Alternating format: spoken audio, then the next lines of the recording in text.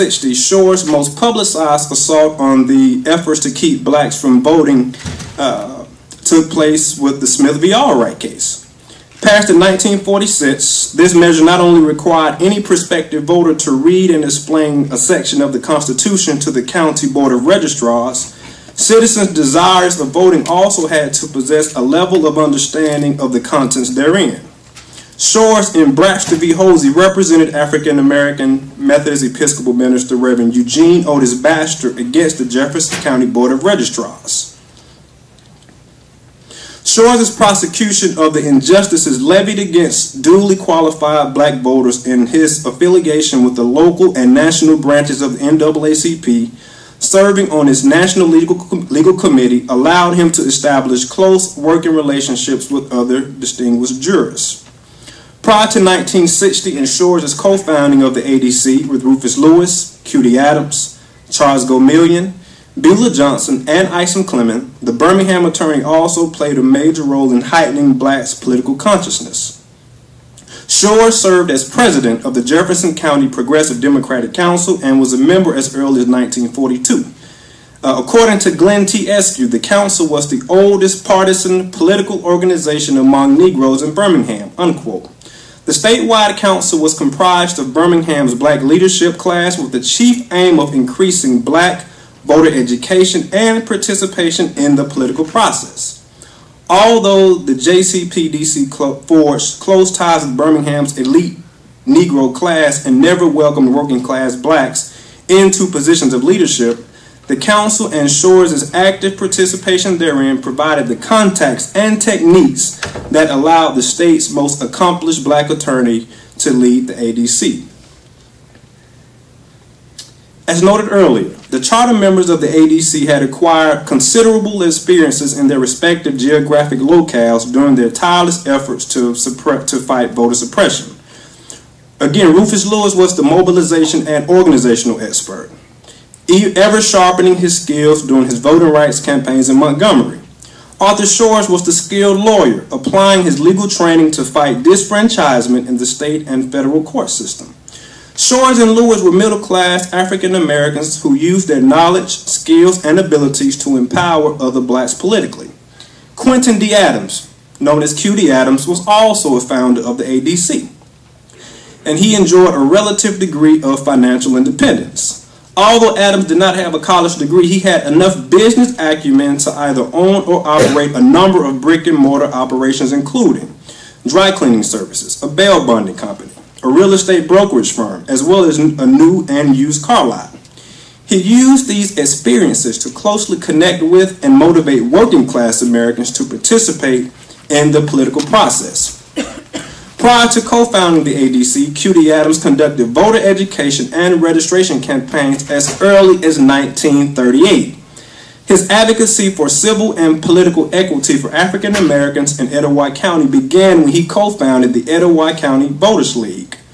The purpose of the Etowah County Voters League was to encourage and assist citizens to register and qualify to vote and to exercise their franchise in a manner to be most beneficial to the community.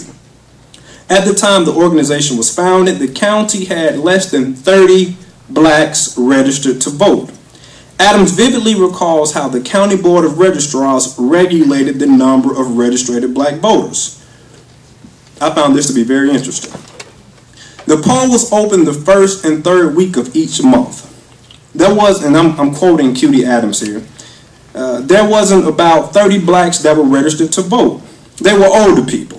I guess I was about the youngest voter, and it dawned on me that I had problems because I was too young. You may ask, why did he have problems voting, even though he was of legal age to vote, but still had a problem trying to vote? He said, I would be voting too long. I think they kept a record. When one black would die, they knew who was going, and somebody would say, I got a good one, and I'll let him register to vote. That's how they worked it. That's how they kept the balance of power. So if you were voting from a very young age, you would have maybe 30 or 40 years to cast the ballot for those who are better equipped to represent your interests. But if you were allowed to vote when you're 45 or 50, depending on the lifespan at the time, it substantially limits the amount of time you have to vote for someone who directly represents your interests. Adams and Lewis were perhaps unknowingly to either at the time using the same techniques to survey their respective communities for registered voters. Both spearheaded teams to canvass predetermined communities and search for potential blacks who could join the body politics. Adams recalled his tactic in this way. We had a committee to go out through the community and find out who was registered and who was not registered. We sent them down to the Skyliner. The Skyliner was this club, very similar to where Rufus Lewis had here in Montgomery.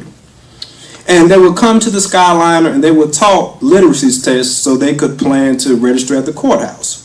The literacy tests, aside from the white primary, the latter being declared unconstitutional by the United States Supreme Court in 1946. 1944.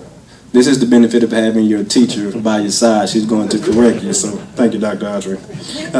Many illiterate whites, not only residents in Alabama, also worked for the state and suffered from similar situations. Adams described an incident, and I'll tell you, Q.D. Adams was the most colorful founder of the ADC. He gets very, very descriptive here. Adams described an incident where he was stopped by a white state patrolman for speeding. The trooper asked Adams his first name. He responded, Q.D. The officer says, "What, boy?" Adams again says, "My name is Q.D." The officer then asked Adams how to spell his first name. After a brief verbal exchange, the officer concludes not to give Adams a ticket because he was unable to write the letter Q. Yeah. This particular episode only highlights how widespread white illiteracy was during the early 1940s, but they were still allowed to vote in numbers that far surpassed those of blacks during the same time period.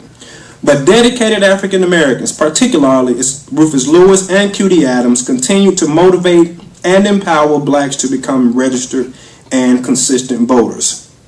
I mentioned that vignette just to show that although African Americans were severely oppressed, their white counterparts were, in many cases, even less educated than those who were oppressed. Again, not even being able to write the letter Q, but can pass a literacy test. That is still an anomaly to me. The methods employed by Adams during his respective voter education and registration campaigns had a profound impact on the black electorate in Etowah County. The League was responsible for increasing the number of registered voters from 30 in 1936 to over 6,000 by the 1960s. Adams's effort also led to the appointment of blacks to jobs in the city and county government. He can also be credited with paving the way for blacks to serve on juries.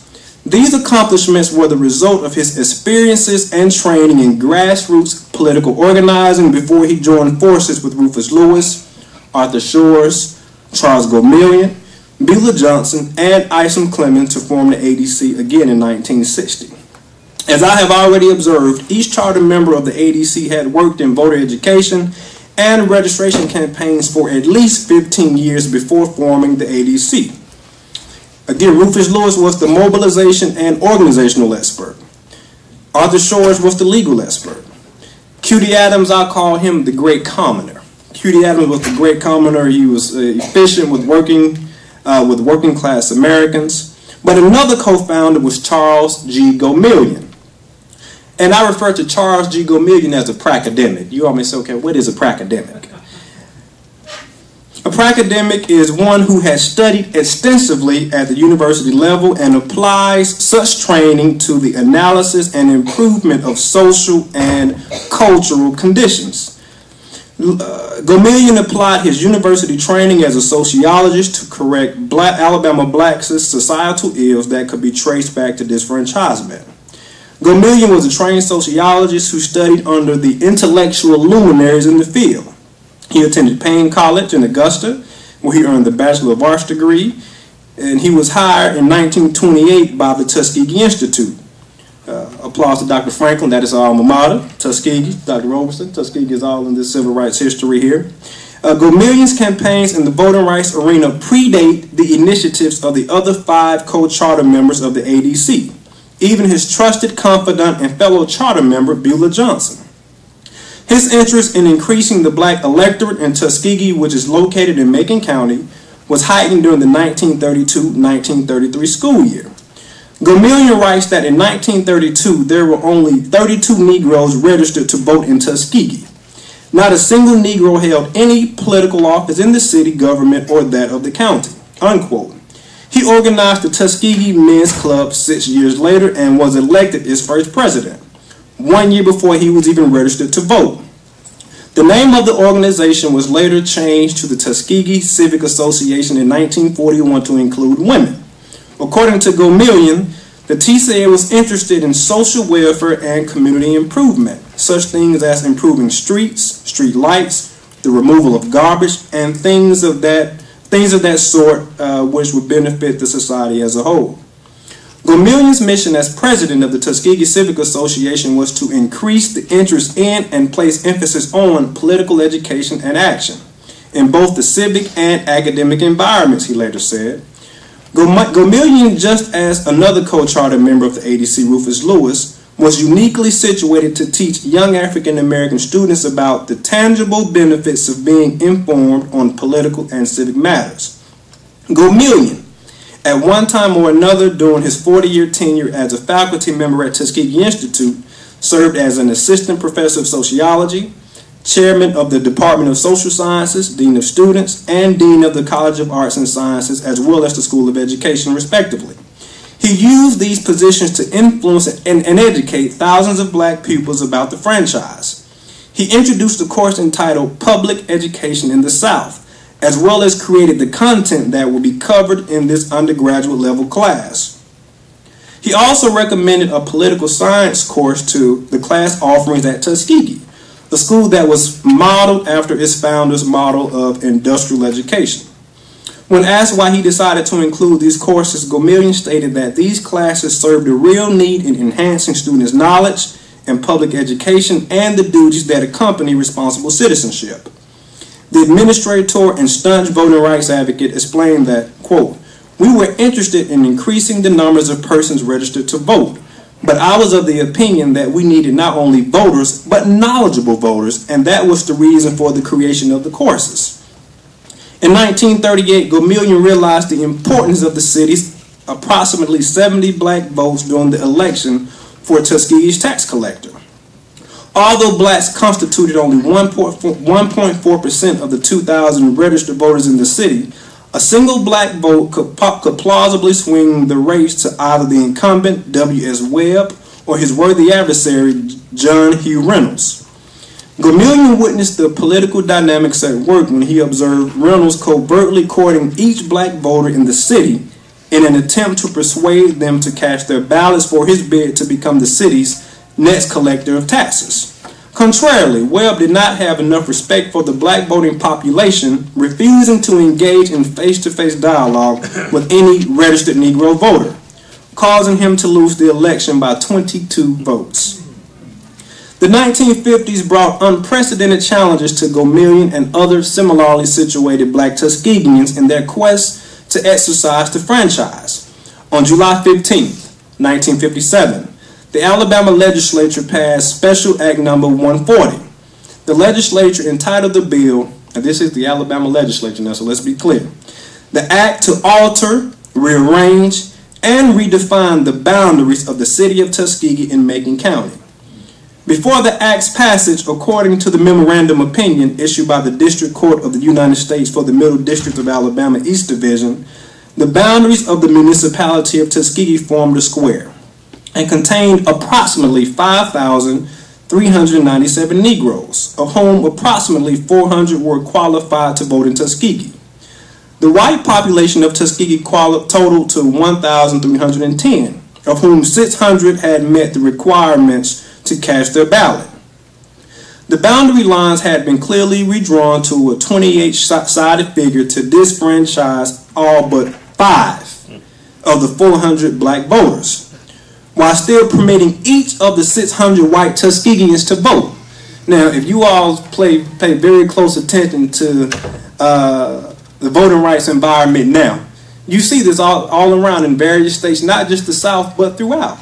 This is the reason why there has been a continued assault on the Voting Rights Act of 1965. You all may wonder, well, let's look at the government shutdown right now. Well, that ended on yesterday.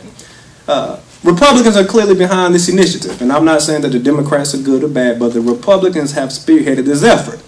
Well, Republicans, believe it or not, still may not suffer at the polls in 2014 or 2016. Why?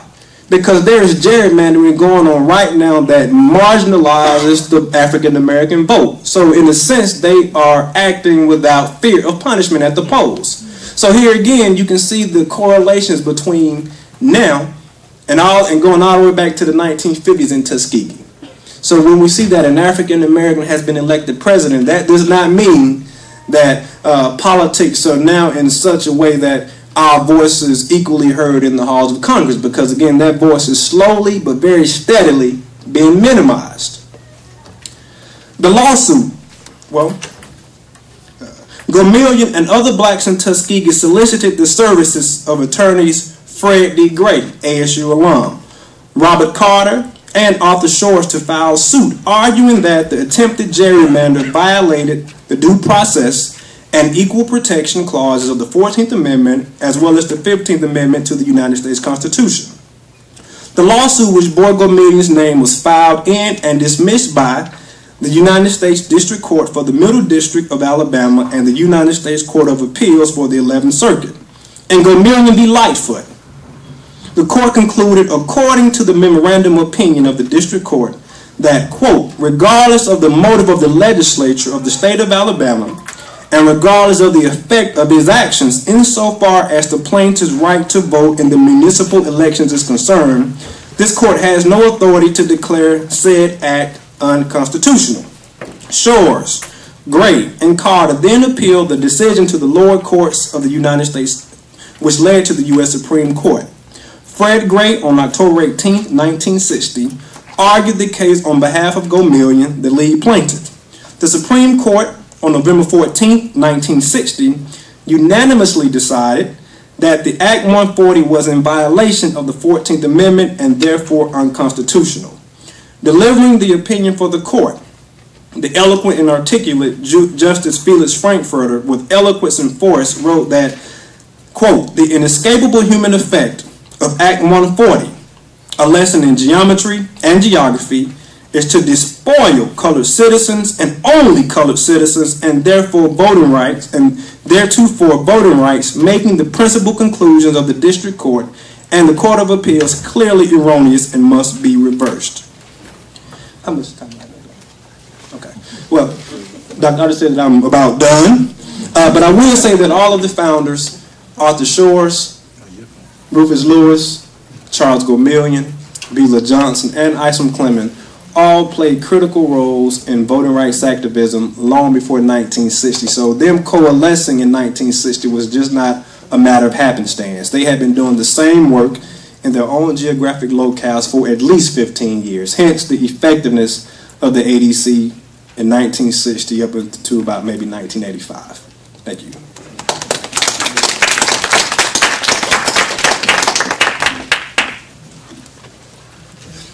Give our panelists a hand again. Oh, Reg, you're coming up? Okay.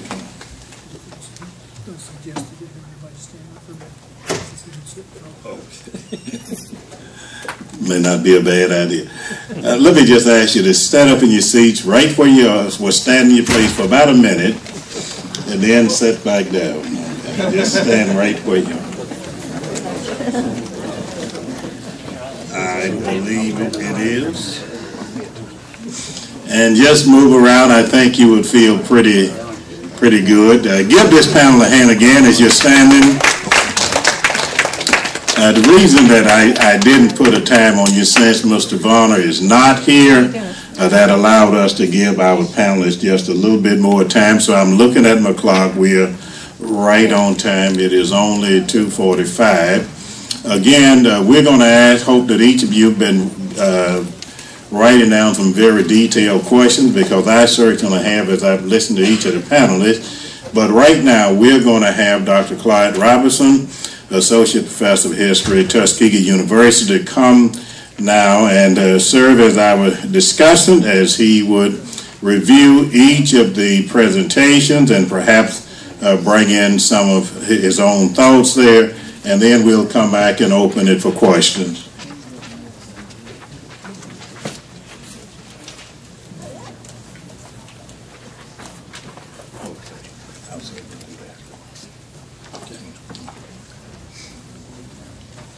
Brother Finley would introduce me just as I put drops in my eyes.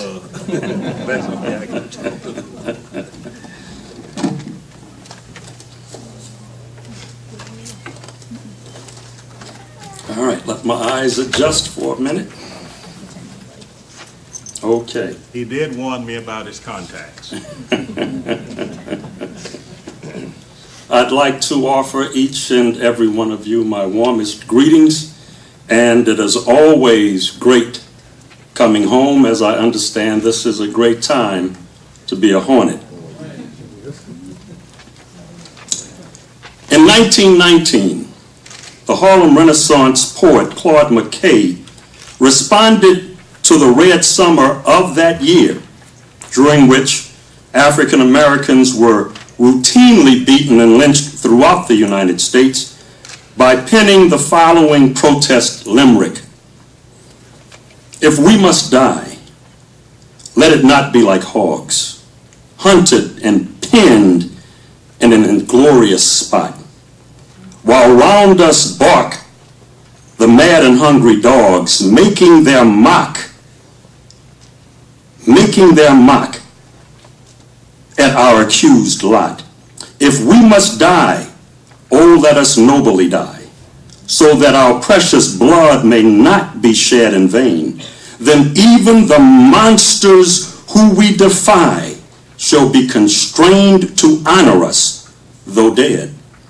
O kinsmen, why must we meet this fate? We must meet our common foe together. Though far outnumbered, let us show ourselves brave, and for their 1,000 blows deal one death blow. What thou before us lies, the open grave? Like men will face the murderous, cowardly pack, pressed to the wall, dying, but fighting back." This poem typifies the combative spirit with which African Americans throughout this country faced the vicious onslaught of racism and intolerance.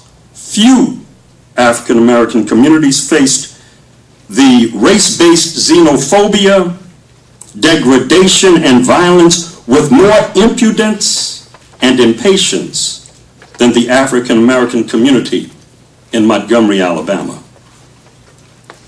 Brother Rolundus, this reason, and the reason for people in Montgomery being so vehemently opposed to racism, may lay in the very fact that few states in the Union were so vehemently anti-African than the state of Alabama.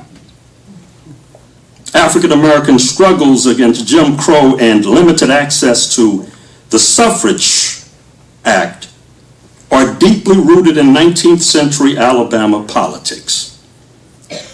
The state constitution of 1865, drafted soon after the Civil War, restricted equal rights for the newly freed African American. In the same year, December of 1865, the state's shameful black codes were reinstated. The black codes tightly controlled the lives of the state's African American citizens and also foreshadowed the much despised and contested Jim Crow laws which would soon follow. By 1866, the federal government interrupted Southern states' politics by nullifying the black codes, which had disrupted and dominated the lives of countless African American people. Much better, brother. Thank you. In the 1867 Alabama State Convention, 18 American delegates advocated for the political, social, civic, educational, and economic rights of their fellows. By the 1880s, racial segregation, along with publicly expressed racial hostility, became more widespread. In the 1883 case, Pace versus Alabama, the state and federal courts upheld Alabama's burgeoning segregation laws. However, Louisiana, not Alabama, became the ultimate battleground in the fight to suppress the freedom of African American people. The 1896 Plessy versus Ferguson ruling mandated that separate but equal facilities were permissible throughout America, thus ushering in 58 long years of legal segregation.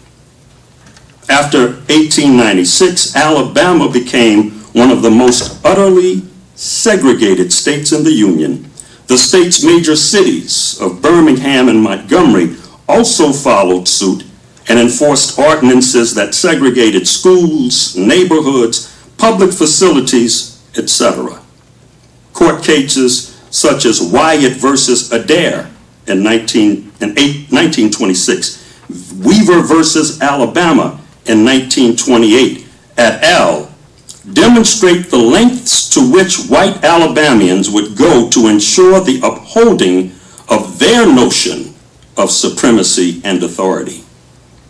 This was the bewildering and precarious environment in which African American Alabamians in general and African American Montgomeryans in particular found themselves in the 1930s.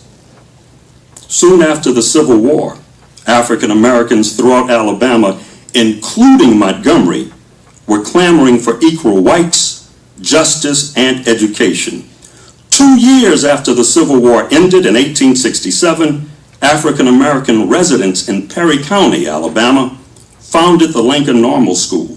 During the same time, African American citizens of Montgomery continued to agitate for change and educational uplift, and on October 3rd, 1887, the Lincoln Normal School moved from Marion, Alabama, and offered its first classes in its new site in Montgomery, Alabama. Alabama State University is, of course, the byproduct of the aforementioned relocation. Because of the steadfast and righteous outcries from the African American community in Montgomery, Alabama, today we stand here in this beautiful facility on this exquisite campus. This is important to note because ASU would produce many of the civil and human rights era stalwarts who demanded and won social, political, and civic freedom for all people, not just African Americans. In the 1930s, many local civil rights era leaders were educated and inspired by an institution that existed many miles outside of the state of Alabama. As Dr. Robinson identified earlier, the Highlander Folk School was there in Tennessee to prepare activists for their careers in agitation. This progressive center sought to build interracial and interdenominational activism and coalitions. Additionally, the Highlander School encouraged union organizing within urban cores and rural communities alike. Prominent among 1950s era Montgomery Highlanders were Rosa Parks and Martin Luther King Jr. The capital city of Montgomery has been the home to many lightning rods of the modern civil rights era.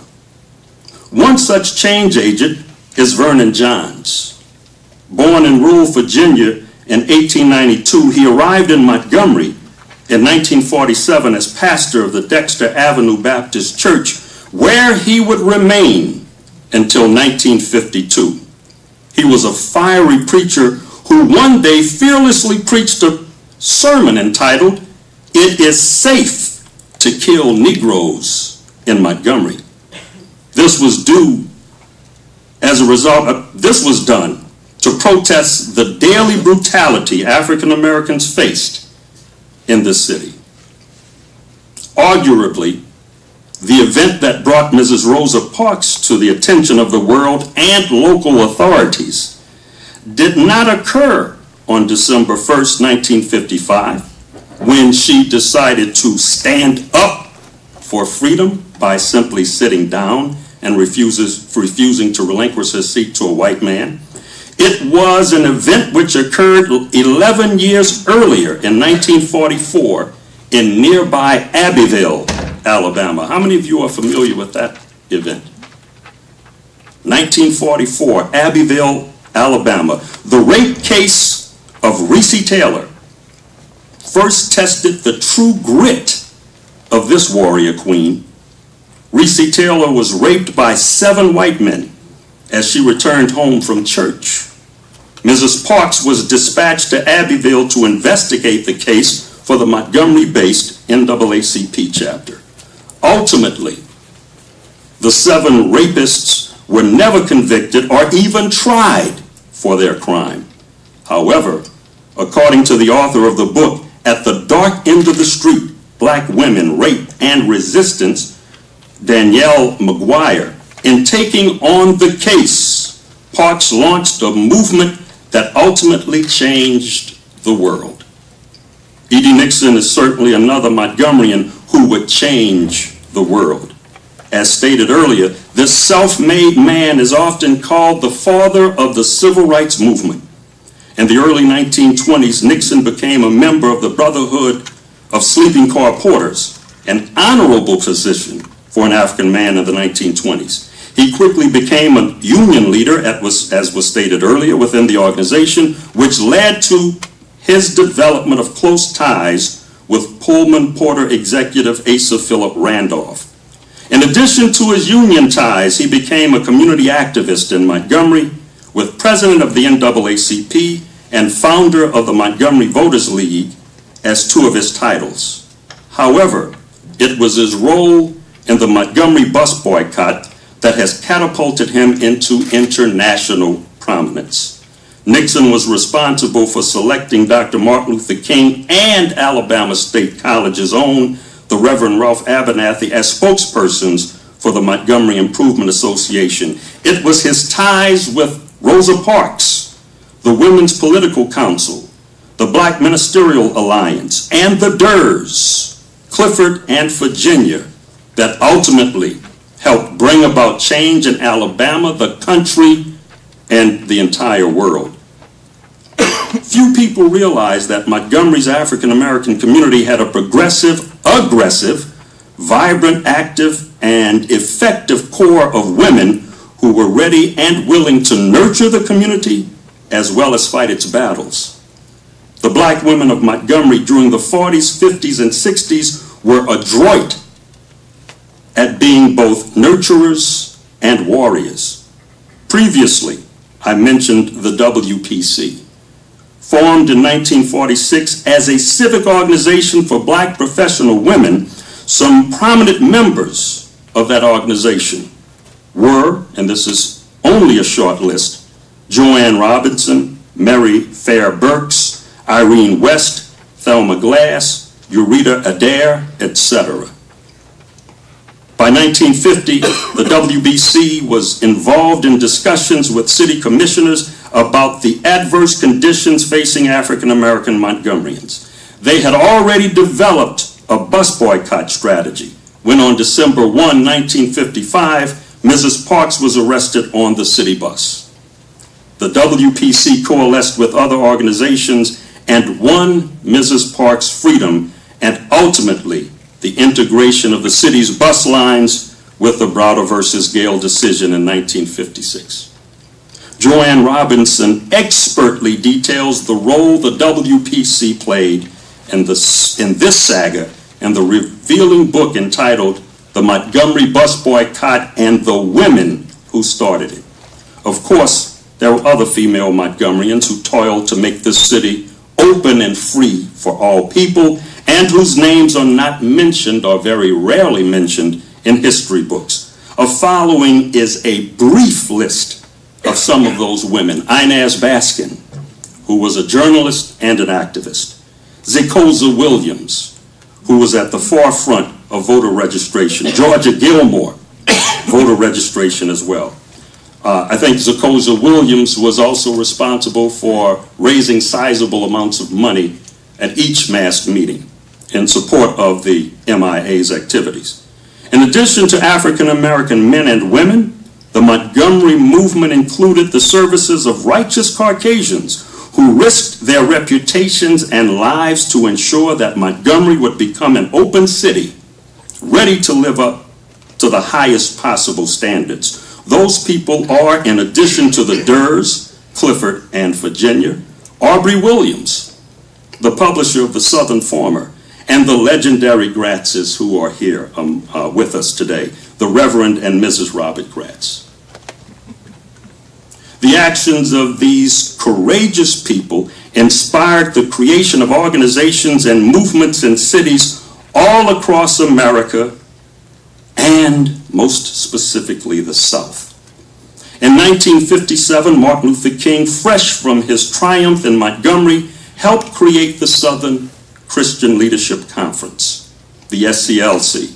In Birmingham, Alabama in 1956, the Reverend Fred Shuttlesworth founded the Alabama Christian Movement for Human Rights, the ACMH. On February 1st, 1960, African American students at North Carolina A&T organized the first sit-ins, followed closely by the students here at Alabama State University. In May of 1961, CORE organized the Freedom Rides, which also included members of the Student Nonviolent Coordinating Committee. In 1963, the Birmingham movement captured the attention of the world. Shuttlesworth, King, Abernathy, Bevel, et al. Brought the city of Birmingham to its knees, and as a result, into the rest of the world through protest, epistemology, and methodology gleaned from the Montgomery movement. Montgomery's influence on movement building did not begin in Birmingham. Even before the Birmingham Crusade occurred, as was stated earlier, Charles Gomillion, the president of the Tuskegee Civic League in neighboring Tuskegee, Alabama, filed the Gomillion versus Lightfoot case, which struck down the state's attempt at gerrymandering the black community in Tuskegee outside of the city's boundaries. Gomillion's attorney was Fred Gray, who was fresh from his recent victories in Montgomery. As early as the 1940s, another adherent to the policies created in Montgomery made her presence felt in Selma. Amelia Boynton Robinson was agitating for change in Selma in the 1930s. Mrs. Robinson moved to Selma shortly after graduating from Tuskegee Institute. During the 1960s, she was at the forefront of the movement for change in Selma. In 1963, she converted her home and business into the hub of civil and voting rights activities in Selma. Along with Bernard and Collier Lafayette, John Lewis, Dr. King, Reverend Abernathy, and others, the march from Selma to Montgomery was planned to protest the killing of Jimmy Lee Jackson and to advocate for African American voting rights. During this struggle, the Reverend James Reeb and Viola Liuzza were killed. On March 7th, 1965, marchers were brutally driven off the Edmund Pettus Bridge. Bloody Sunday, as that incident was called, was an American tragedy, as explained by Lyndon Johnson, then President of the United States. On March 21st, after much legal and political wrangling, the marchers were allowed to begin their trek from Selma to Montgomery, arriving in the capital city on March 25th, 1965.